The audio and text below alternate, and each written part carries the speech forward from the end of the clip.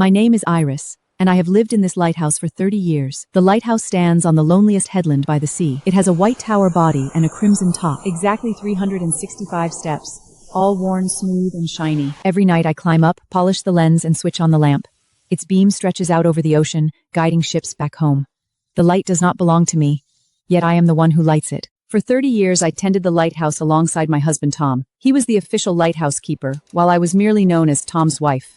I learned to repair machinery, forecast the weather, and replace blown bulbs. No one ever asked for my name. People only called me Mrs. Tom, but I never minded, for I was the one turning on the light. When I first climbed to the top, Tom stood behind me. The lantern room was freezing, with sea wind whistling. Watch the light go forth.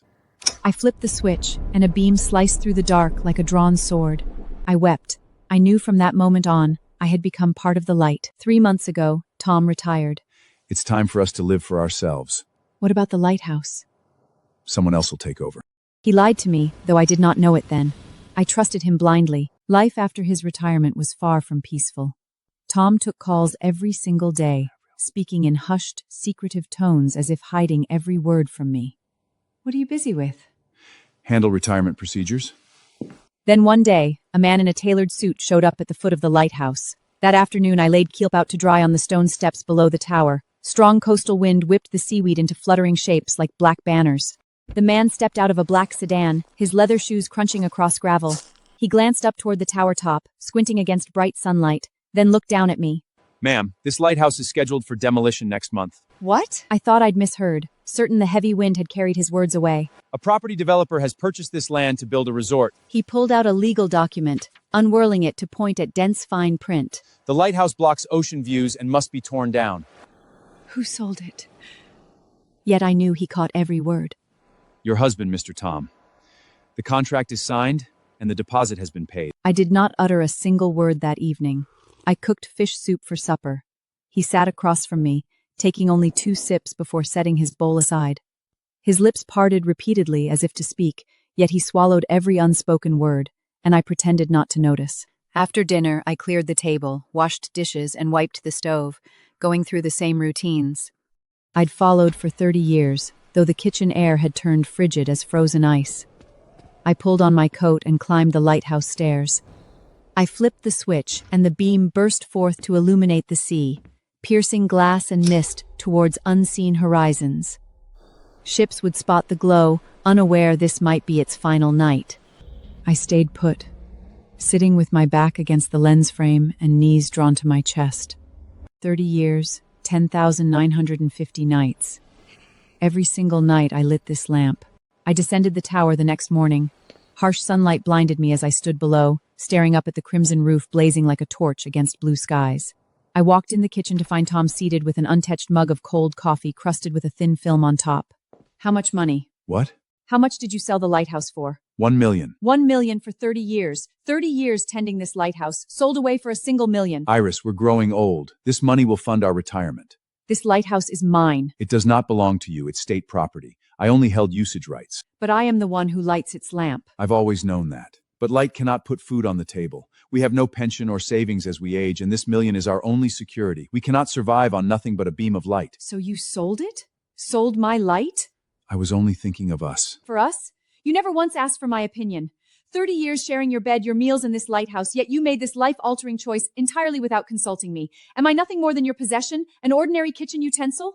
I'm sorry. Staring at him, he felt like a complete stranger. After 30 years of marriage, I'd never imagined he'd sell my light. Iris. I turned and walked out of the kitchen, ignoring his trailing call. Harris returned, bearing an official document sealed inside a red-stamped craft envelope. Ma'am, this is an official demolition notice.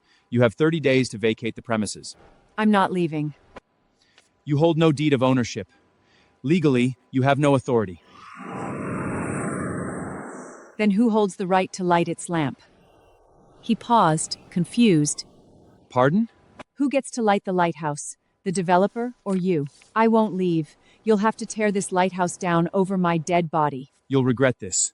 One lone woman cannot stop an excavator. My biggest regret was trusting my husband. I won't make that mistake again. He folded up the paperwork and left, his shoes clicking across stone steps until the sound faded into wind. I climbed all 365 steps without pause, unlocked the lantern room door to find the light still spinning. I brushed my palm against the cool, smooth lens, its surface as sleek as open seawater. You're still here. That afternoon, I put all of Tom's belongings into a cardboard box left by the tower entrance. If he wanted them back, he could collect them himself. I would no longer cater to him. Shortly after Tom moved out, Harris returned alongside a lawyer. Attorney Morris wore gold-rimmed glasses and spoke in rapid, rehearsed speech. Ma'am, your husband legally transferred the lighthouse's usage rights to our client via signed contract. You have no legal grounds to occupy this land. I'm not occupying it, I'm guarding it. Guardianship carries no legal standing. What does the law protect then? Developers tearing down a century-old lighthouse and leaving ships to crash into reefs in pitch black? I am only obligated to enforce the signed contract. The contract's only his signature, not mine. That is correct. Your signature is absent, yet your husband, as legal rights holder, had full authority to sell. You possess no independent usage rights. Then I apply for those rights right now. Apply for what? Official certification as the lighthouse keeper. I will relay your request, though prospects are slim. Demolition is already scheduled. He's gone. I'm standing at the foot of the tower staring at the lighthouse. I can't be sure I can protect it, but I'll do everything I can. I sat on sun-warmed stone steps and watched a distant cargo ship creep slowly across open water, its crew oblivious, their guiding light faced permanent extinction. But I would never let that light die. Once Morris left, I fetched the aged-cased wall telephone and dialed the Maritime Bureau. Maritime Authority, how may I assist you? Hello, I'm applying for official lighthouse keeper status. She asked for my name, address, and lighthouse ID while tapping at a keyboard. No keeper vacancy exists currently. You may join the waiting list. I cannot wait. The lighthouse is set for demolition next month.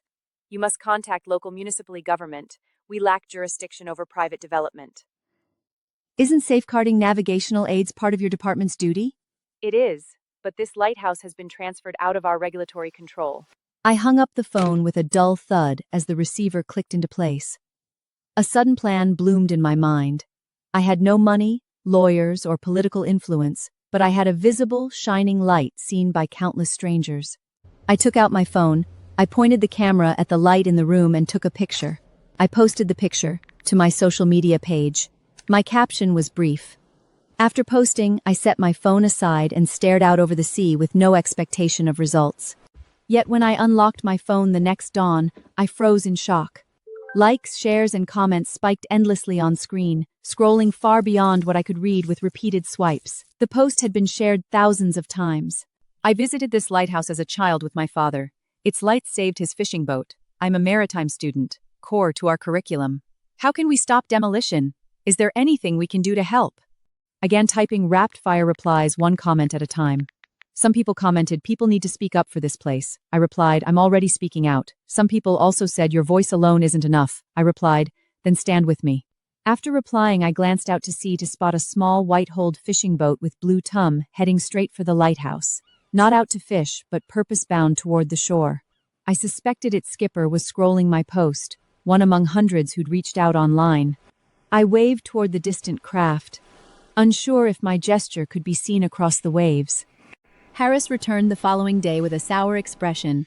Ma'am, your online post has stirred unwanted public attention. We demand you delete it. Why? It harms our resort development. Investors cannot abide bad press. Call off your development, and I'll remove every post. Do you realize who you're opposing? Our parent is a listed corporation with full legal and PR departments. What can a single elderly woman possibly do against us? I'm not fighting against you. I'm simply standing my ground and keeping the light lit. For the final time, remove your posts. And for the final time, I won't. He stood inches away, cloying cologne overwhelming my senses as he stared me down for several seconds before storming off. I climbed upward and filmed a time-lapse video, propping my phone by the window to capture the spinning lens all night from dusk till dawn. I condensed 8 hours of continuous light into a 2-minute clip, the rotating beam glowing like a spinning celestial star. I posted this video on social media. Caption, as long as I live, this light never dies. After posting it, I went to sleep. I slept after posting and woke to find the clip shared 30,000 times with over 100,000 likes. Comments poured in from across time zones. I'm in New York, rooting for you. 3 a.m. London time, you're not alone, Iris. Every supportive message felt like an outstretched hand lifting my sinking spirits. On day 3, Attorney Morris called with a far milder, negotiation-welly tone. Our client is prepared to offer financial compensation. Name your asking price. I want no money. I want the lighthouse preserved. That's impossible. Ground surveys for construction are already complete. Did your original construction blueprint include preserving the lighthouse? No, the lighthouse never factored into site plans. Revise the blueprints then. You're unreasonably stubborn.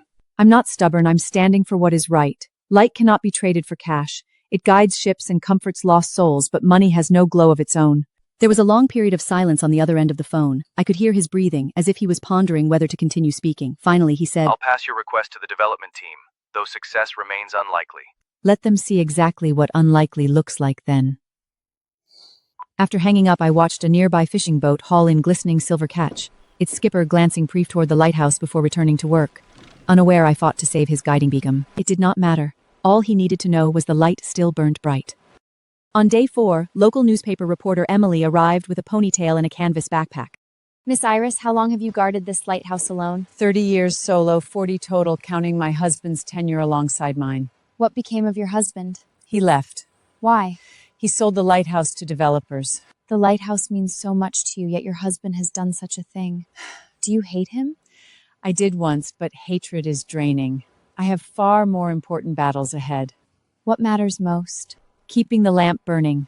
Did you spot the nearby fishing boat hauling nets when you arrived? The fisherman's own father was saved from reef collision by this light decades ago amid a brutal storm. Emily's eyes glistened with unshed tears, which she racked away quickly. The next morning's newspaper front page featured my windhouse-social determined portrait beneath the subheadline, 30 years a lighthouse keeper, betrayed by her husband's sale. Online shares for the story doubled overnight. On day 5, Harris returned with an entire construction crew. 2 white pickup trucks loaded with surveying equipment, tripods, and orange hard hats pulled up. 6 or 7 workmen hopped out with practiced efficiency to pore over blueprints and gesture toward the tower. What are you doing here? We hold official municipal approval for this work. You may not set foot on this land without my consent. You hold no legal ownership of this property. But this tower is my home. I am the one who has kept its lamp boning. I have lived here for 30 years, knowing every one of the 365 steps better than anyone else. Your intrusion is nothing short of breaking into my home. Ignoring my protest, workers set up tripods, carried survey prisms, and marked measurements directly onto their blueprints. I lifted my phone and filmed the crew, their hard hats, equipment, and Harris's tight, angry features. These men have come to demolish my lighthouse. My signature never appeared on any sales contract, yet they press forward assuming I'll surrender without fight. They're sorely mistaken. Comments exploded instantly after I posted the footage. Illegal trespass. Call authorities. We're on our way. Hold fast. I suffered sleeplessness that night, chilled not by temperature or gale winds, but by a cold dread seeping deep into my bones. Curled beneath my blanket up to my chin, I watched the revolving lighthouse beam slide across my ceiling in 5-second intervals like a giant watching eye. 5, 4, 3, 2, 1 glow.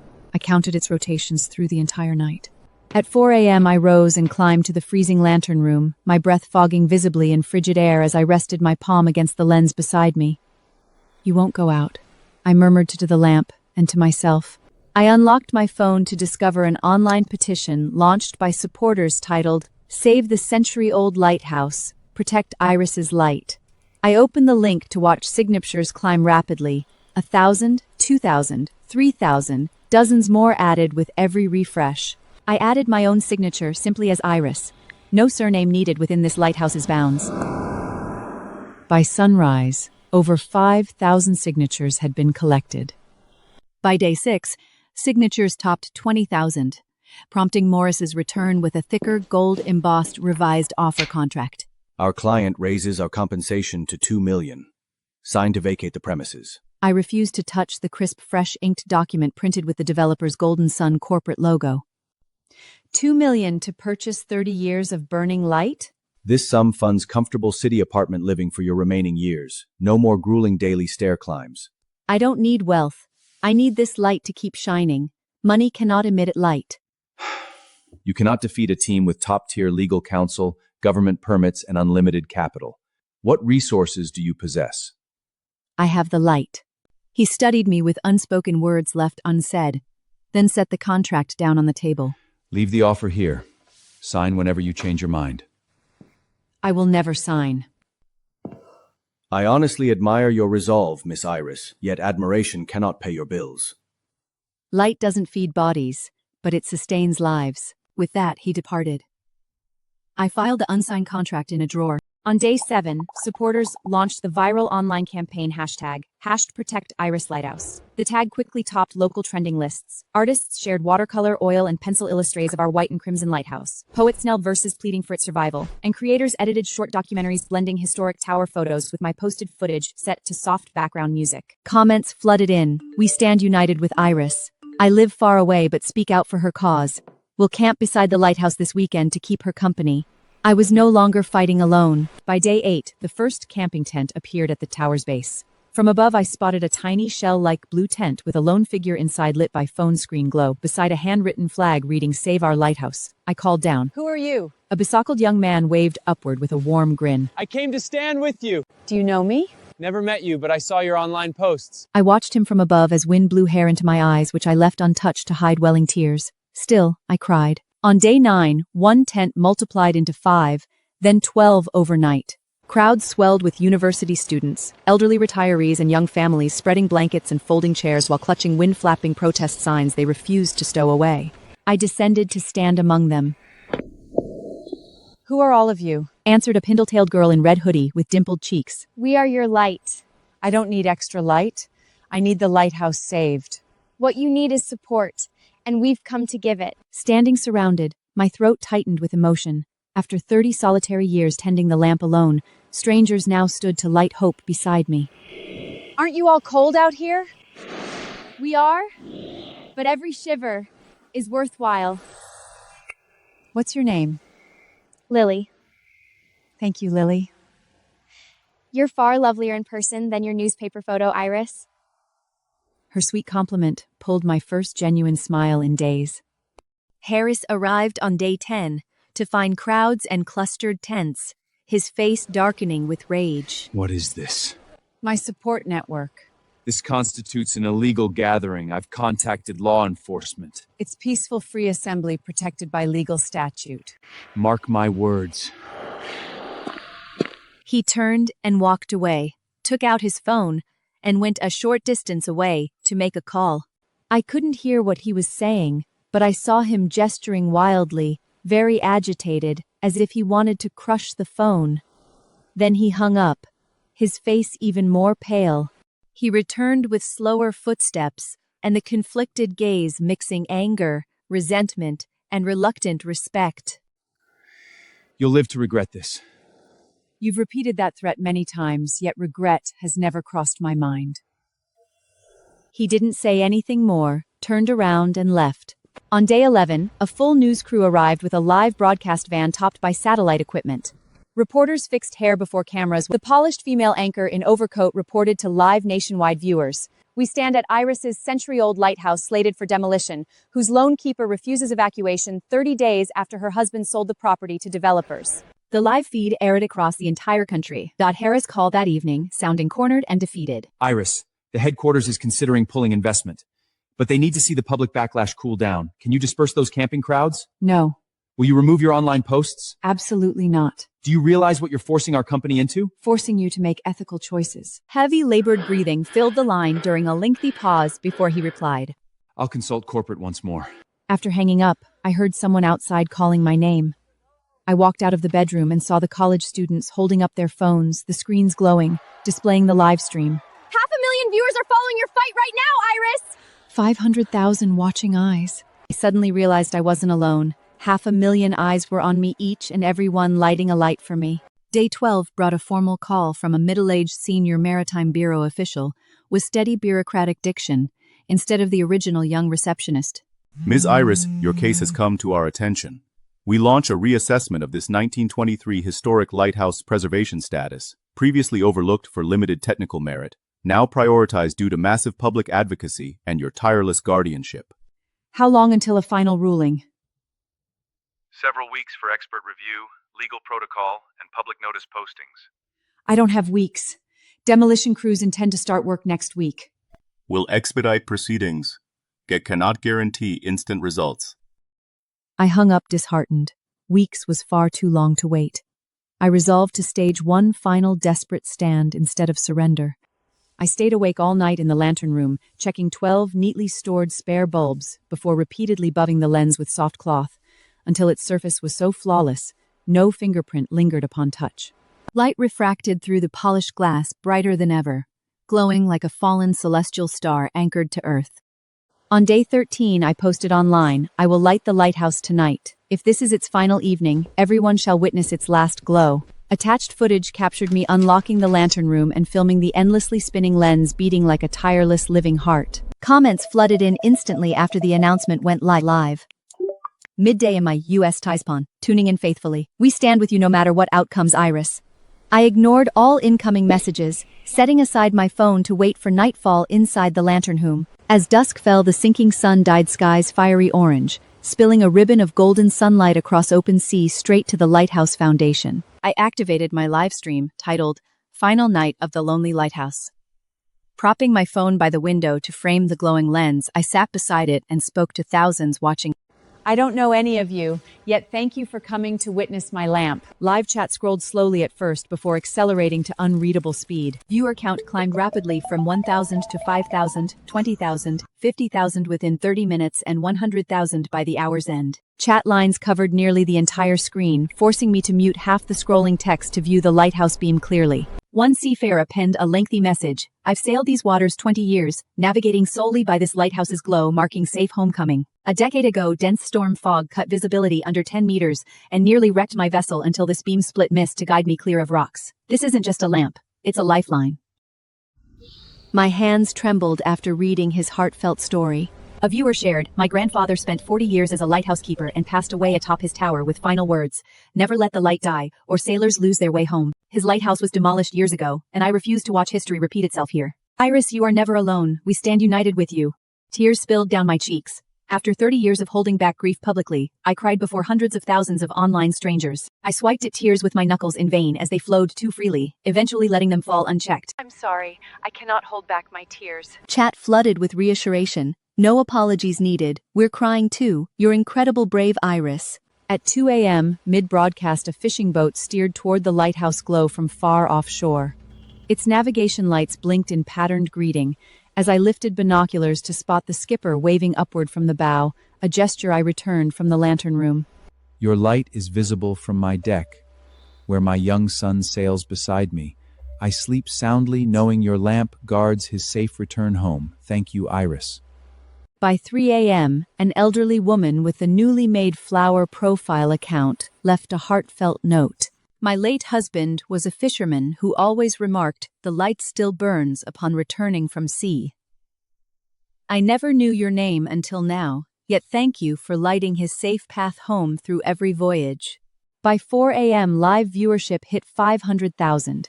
People all over the world are watching this lighthouse, this beam of light. See this glow? It discriminates against no soul, guiding every lost traveler, regardless of origin, to safety. Near dawn at 5 a.m., supportive chat never paused scrolling across screen. Pale dawn blush streaked the eastern horizon as fading stars vanished and night's black sky shifted gradually to deep then pale blue. Harris' unexpected incoming call arrived. Iris, the board has voted. We have a final decision. Speak. The resort project is cancelled. The lighthouse will be permanently preserved. Sure? Yes. Unbearable public pressure via over 100,000 emails and 200 million online topic views forced corporate to concede to avoid reputational damage alongside financial loss. I did not cheer, only watched dawn's pale blush shift to rose, then brilliant gold across the waking ocean. You may end your live broadcast now. Not until full sunrise. Viewers deserve to witness this lighthouse bathed in morning sunlight. Suit yourself. I waited for sunrise. Viewers flooded the chat. "Is it true? The lighthouse is saved? Iris has won." I sent replies, only smiled, then broke into tears again. These were tears of joy. The sun rose over the sea, its first ray falling upon the lighthouse. The crimson roof glinted gilded under sunlight. The white tower glowed like polished jade. I stood atop the tower and slowly panned my phone camera across the ocean. Seagulls circled overhead with crisp cries, and sunlit waves shimmered like scattered shards of gold. Dawn has broken. The lighthouse stands, and its light will never cease. The chat filled with clap and tear emojis. One message read, "I've never felt so emotional over a single beam of light. From this day forward, You will never be alone, Iris. I closed the live stream, set down my phone. The light kept spinning on, unaware it had prevailed. But I knew. Iris, come down! Let's celebrate! I looked down. The area below the tower was packed with people, at least 100. Some held signs, some carried flowers, and some clapped. Lily stood at the front, holding a bottle of champagne. News spread rapidly. The next day, the Maritime Bureau officially designated the lighthouse a protected heritage site to be preserved in perpetuity. The press conference headline read, "A century-old lighthouse saved by one woman's persistence." The Bureau spokesperson stated, Miss Iris's perseverance has helped us rediscover this tower's worth. It is far more than navigational equipment. It is a cultural icon and spiritual symbol. The developer released an official withdrawal statement citing strategic business adjustment, yet everyone understood the real cause. I was brewing coffee in the kitchen when Harris called for the final time. Ma'am, you've won. I didn't win alone. The light won, together with everyone who stood with their messages. Do you truly believe light is worth more than money? Light cannot be weighed against currency. Its only purpose is to shine. I'll keep those words in mind. The college students cheered at the tower base. Lily popped the champagne cork, sending froth splattering across my apron, before rushing over to hug me. We did it, Iris. Yes, we did. I lifted my eyes toward the tower top, where the light continued its endless rotation. Tom came back one day. He stood at the foot of the tower, staring upward. His hair had turned mostly gray, his eyes dull and drained of their old spark. I walked down to face him. I'm sorry, Iris. Your apology isn't owed to me. You've wronged this lighthouse, all the nights you spent guarding it, every lamp you once lit. I know. What good is knowing now? It nearly vanished because of your choice. Is there anything I can do to make amends? Nothing remains to be done. Strangers who never knew you have already protected this place in your stead. I gaze at him, void of love or hate. Just an old acquaintance who once stood beside me beneath the same lamp. Do you still live here? He asked. This lighthouse is my permanent home. His lips bepped with unspoken words. Then he turned and trundled away, his hunched silhouette stretching long under the sunset, empty and worn. I did not call after him. After heritage protection status was granted, tourist visits grew steadily. Once a quiet spot filled only with wind and seagull cries, the headland now drew daily visitors arriving by car, bus, or lengthy foot hikes. They snapped photos and gazed up at the tower with curious eyes. I became an unofficial tour guide, sharing its history. Built in 1923, used as a wartime lookout before resuming lighthouse duties, post-World War II. I explained how it's fresh on lens. I recounted storm tales. Did you guard it alone for 30 years? My husband tended it alongside me once, but he left. Do you hate him? No, I pity him instead. He missed out on seeing the light saved alongside me. The visitor fell silent as sunlight slanted through the window and split into rainbow hues across the lens. I led a group of young schoolchildren into the lantern room. One little boy reached out to touch the glass, which I quickly stopped. Don't touch, it gets hot under sunlight. Auntie, how far can this light shine? 20 nautical miles. Can it reach my house? Your own house lamp can also be seen from here. This light reaches anywhere a flame burns. It picks no favorites. The boy nodded in partial understanding. One afternoon, a woman arrived with a girl in a pink dress. Mrs. Iris, I remember this lighthouse from my childhood trips out at sea. Where were you when you saw it? From my father's fishing boat. My dad is a fisherman. Dad always said sight of your glow meant safe harbor. And the keeper was an extraordinary woman. I memorized your name back then, Iris. Are you the lady who lights the lamp? I am. I want to light the lamp when I grow up too. The lighthouse will wait for you. I'll teach you how to polish the lens when you come. Pinky promise. I hooked my pinky around hers. Her small palm was warm like a newly hatched fledgling. Pinky swear promise to keep our word for 100 years. She laughed. Her mother's eyes grew wet as she wiped away tears. Thank you for guarding our safe passage all these years. It's my pleasure. Your visit alone makes me happy. Months later, the Maritime Bureau officially appointed me full-time lighthouse keeper. For the first time ever, I was addressed as Mrs. Iris, never merely Mrs. Tom. The official appointment arrived in a brown-hamped envelope, and my hands shook as I unfolded the thick red-stamped paper printed with my full legal name, Iris Moore. No longer Iris Thompson tied to my husband's surname, just my own identity. I spent 30 units of currency on a plain wooden frame to mount the certificate. polishing its glass spotless before hanging it on the room wall beside dried flowers left by Lily and her fellow students. Though faded, the blossoms retain their original shape. That evening, I received an email from a young man named Liam, a newly graduated Nautical Academy student whose professor had shared my live stream story in class. He wrote hoping to train as a future lighthouse keeper. I sent a brief reply, "Come whenever you're ready. This lighthouse needs young blood." After hitting send, I stood by the window gazing out over moonlit waters, calm as polished glass with silver moonlight fractured into countless shimmering flecks across rolling waves. All camping tents had long been taken down, yet visitor numbers never dwindled. Weekly volunteer crews assisted with maintenance, checking wiring, cleaning lenses, and repairing worn walls. Tourists visited year-round, and art students sat sketching beside the tower from dawn till dusk. How long do you plan to keep guarding this place, Iris? I'll stay until my body can climb the stairs no longer. What happens afterward? Another keeper will take my place. The light must never go out. Aren't you afraid no successor will ever come? I'm not worried. The light draws people. Anyone who witnesses its glow will one day wish to protect it. That night, atop the tower, I watched a distant ship blink its navigation lights in greeting. I flashed our traditional 3-signal code, short, long, short, the lighthouse's silent message of safe travels. The vessel echoed 3 quick blinks, our message received. I never learned the sailor's name, yet our shared signal was enough. Later, an author turned my life into a published novel titled Her Lighthouse. I never assisted with writing, though the 30-something round-glassed author visited repeatedly for recorded interviews and endless questions. What did you feel the very first time you lit the lamp? My hands shook, yet the light stood perfectly steady. Were you ever afraid? Many storm nights the lantern room shook violently, and I feared collapse. Yet the tower has always held fast. Do you consider yourself a hero? Not at all. I'm simply someone who refused to leave. Your story saved me, Iris. I'd suffered crippling writer's block on my second book and nearly abandoned my career before meeting you. What changed? Your 30 years of unyielding perseverance reminded me I had no right to surrender my own dream. You do not guard a lighthouse, but you guard precious stories. Different paths, equally vital work. On release, the book hit bestseller rankings, and parcels filled my kitchen with mailed copies from readers worldwide. Many bore inscriptions like, "To my greatest inspiration," tucked alongside postcards featuring lighthouses from foreign lands. Letters arrived from Canada, Australia, Iceland, and beyond, adorned with varied, colorful postage stamps.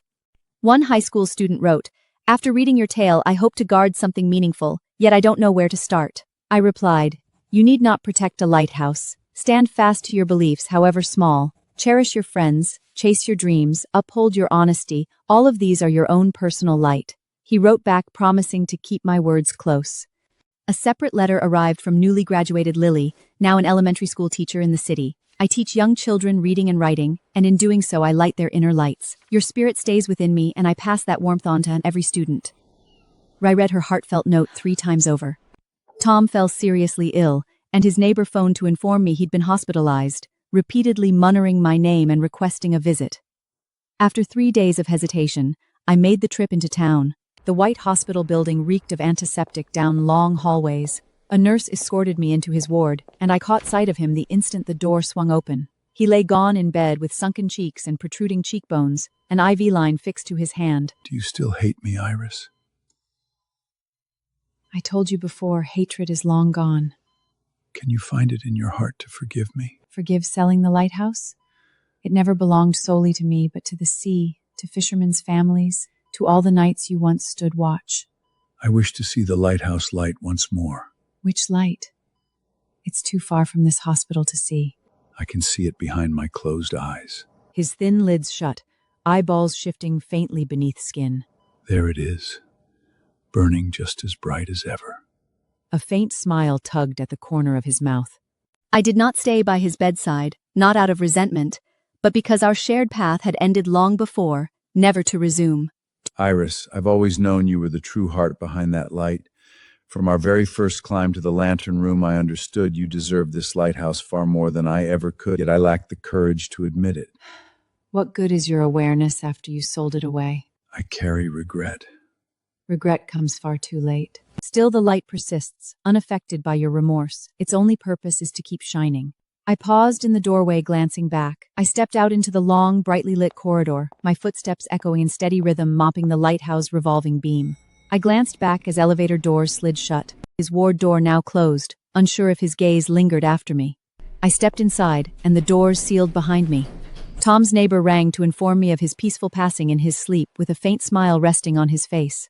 I attended his funeral service. Before long, Liam finished his Maritime Academy studies and traveled to the lighthouse. He arrived on a sunny afternoon with canvas backpack and navy coat, bright-eyed as he waved upward towards me from the tower base. I descended to greet him. Are you Ms. Iris? That's me. I've come to take up keeper duties. I spent 6 months interning aboard a cargo vessel studying navigation, yet your story told by my professor inspired me to pursue lighthouse work instead. You're still young. Are you certain you want this lonely life? Absolutely certain. Days and nights can grow extremely solitary. I'm well aware. No weekends or holidays. While everyone else flees storms for shelter, you must race upward into the wind. I've endured open sea tempests aboard ship and understand the feeling. While others panic, you stand steady, knowing lives depend on your work. The light must never die. Do you swear to remember? I swear it. I'll light the lamp every single night without fail. I handed him the key. Not the key to the iron gate, but the key to the lighthouse. Decades slipped by, and I grew into old age. The day came for Liam to fully take over my keeper duties. I'm ready to officially take your post, Mrs. Iris. Are you truly prepared? I've spent 10 years preparing every single day for this moment. I know all your teachings by heart. Book knowledge means nothing without heart. Only genuine care guides the light where it is most needed. I shall guard this tower with all my heart. You have my word. Your eyes never lie. I trust you completely. I began my final descent down the tower stairs. I'd treadled these 365 steps across 40 years. This was my last full climb down. I reached ground level and turned to glance upward. I smiled. He had never let me down. I turned away and walked slowly toward the distance, the spinning glow lingering behind me. I will grow old and fade, yet the light never dies. The lighthouse beam cut through mist and twilight, stretching endlessly out to unseen open sea.